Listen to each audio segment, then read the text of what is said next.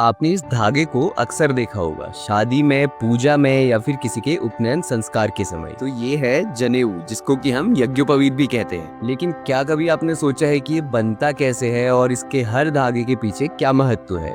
आज मैं आपको दिखाऊंगा जनेऊ बनाने की पूरी प्रक्रिया और बताऊंगा कि 3 और 6 धागे वाले जनेऊ का क्या अर्थ होता है।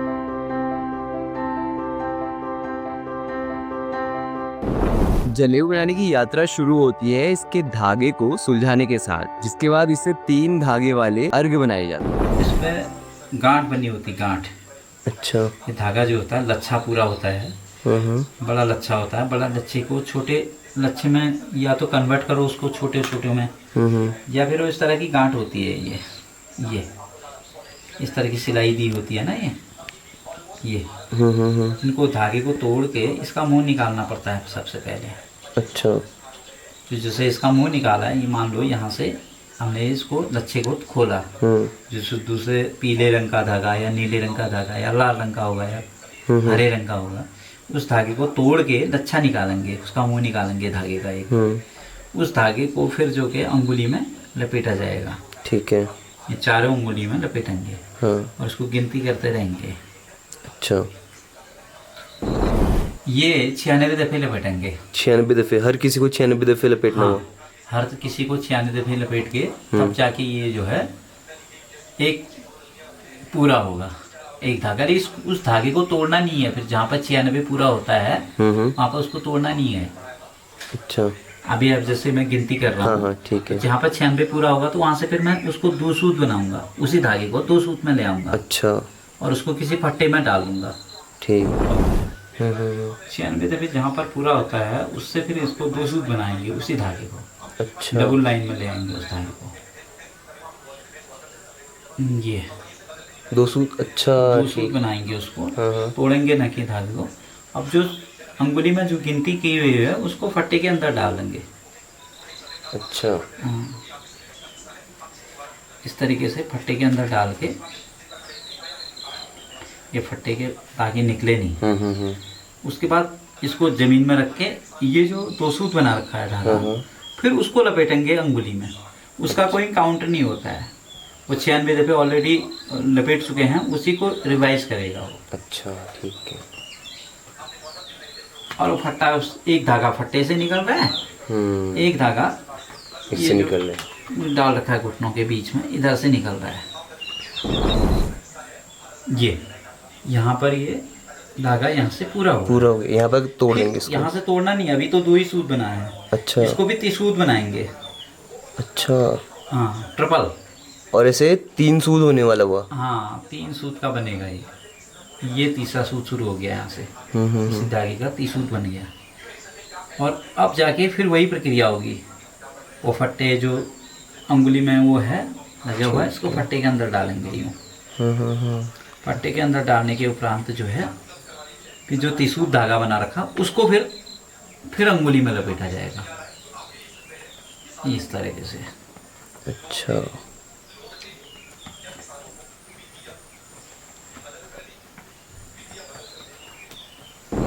ये यहाँ पर ही धागा पूरा हो रहा है और यहीं पर टूटेगा ये धागा। यहाँ पे 3 सूत हो जाएंगे? 3 सूत जहाँ पर पूरा होगा वहाँ पर धागा टूट जाएगा। ठीक। अर्घ को तकली में लगाकर काटा जाता है ताकि इस धागे को और भी मजबूत किया जा सके। काटने की प्रक्रिया के बाद अब बारी है बांटने की, जिसके लिए इस धागे को त्रिशूल बनाकर फिर से बांटा जाता है। और बांटते समय ध्यान देने योग्य बात यह है कि यहाँ पे सारे धागों की लंबाई जो है वो समान होनी चाहिए। और इस प्रक्रिया के समाप्त होने के बाद ये धागा फाइनली कुछ इस प्रकार का दिखता है। अब बारी है इस धागे में ग्रंथ या ब्रह्म ग्रंथि लगाने की, जो कि जनेऊ बनाने की प्रक्रिया का सबसे जटिल हिस्सा है। ये पाँव में लगाया, इसको ऐसे पहले छोड़ दिया। इस सिरे को जो है ये हाथ में ये पोषण बनाना है, हाथ का ये ऐसे रखने के बाद इसको ऐसे ऐसे ऐसे घुमाना है। ये और ये मध्यिका और अनामिका जो अंगुली है इसके बीच में से ला के ये जो रस्सी है हाथ में पहले, ये जो आपने लपेटी थी पहले यूं करके घुमा के ना, उसके नीचे से ला के आना है। ध्यान रखना ऊपर से नहीं होना चाहिए, क्योंकि आप कभी ऊपर से आओगे कभी नीचे से लाओगे तो दिक्कत जाएगी। तो नीचे से ऊपर को लाना है इसको ऊपर लाने के बाद आप जो अंगुष्ठा है इसमें इसको 2 दफ़े लपेट लो। इसको ऐसे 1 दफ़े लपेटा, 2 दफ़े लपेट दिया। ठीक है। ठीक है, अब ये हिलेगा नहीं तो अगर एक सिंगल ही दोगे तो ये खुल जाएगा। अब इसका जो दूसरा सिरा है उसको आगे बढ़ाना है नीचे से, पैर के अंगूठे से लेके ये। अब इसका क्या करना है, ये मेन चीज़ यही है इसका बनने का। इसके साथ जहाँ जहाँ ये धागा गया होगा उसे वही आपको धागा ले जाना है। जैसे पहले जैसे हमने ये वाला धागा था ना, तो ये वाला धागा आ गया यहाँ पे, इधर आ जाएगा अंगूठे के साथ में। अब फिर उसके बाद ये जो उंगलियां हैं, ये तर्जनी और मध्यिका, इसके बीच में जो धागा है इसके अंदर से इसको लेके बाहर को आएंगे। इसको बाहर का मतलब पूरा ही बाहर नहीं आएगा, बीच में आएगा इन दो धागों के बीच से ये।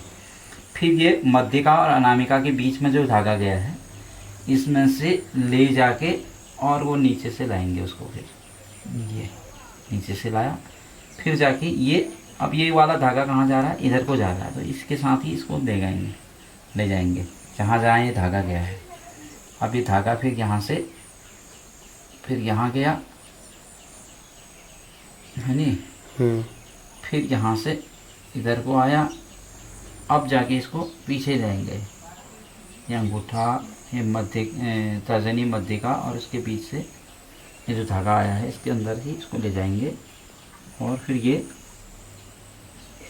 पैर के अंगूठे की इसको भी 2 सूत बनाएंगे। तो इस धागा 30 सूत का महत्व है इसमें भी। 1 सूत पहले बनाया था, एक दूसरा सूत अभी इसके साथ में फिर बन रहा है,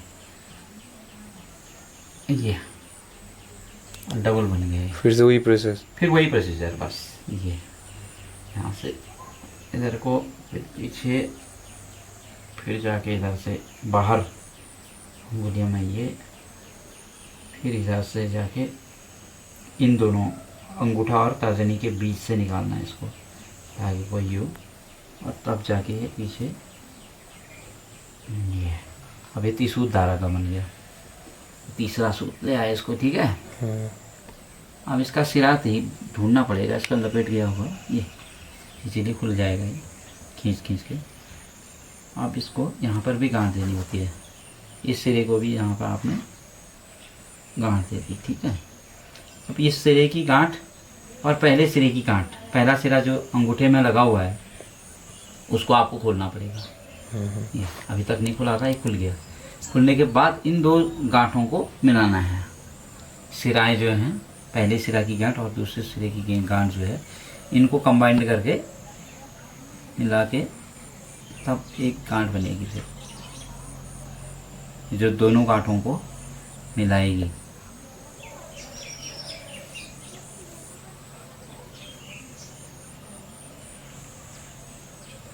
ये गांठ आ गई। ठीक है,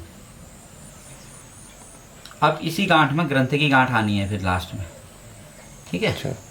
इन 2 गांठों को मिला दिया और अब ये 30 सूत बन गया। 1 सूत ये है, 2 सूत इसके ऑलरेडी पहले से हैं, तो इन तीनों को इकट्ठा करेंगे और इसको अंगूठे से निकालेंगे। जो अंगूठे में गया हुआ धागा इसको निकाल दिया।